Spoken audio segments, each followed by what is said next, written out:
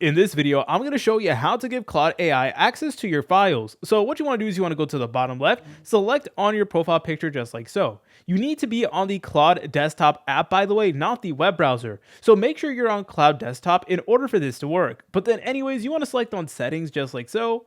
Then go to the left menu, select on connectors, select on browse connectors. Then you're able to look up file right over here, file system. It is right here. You're able to click on it.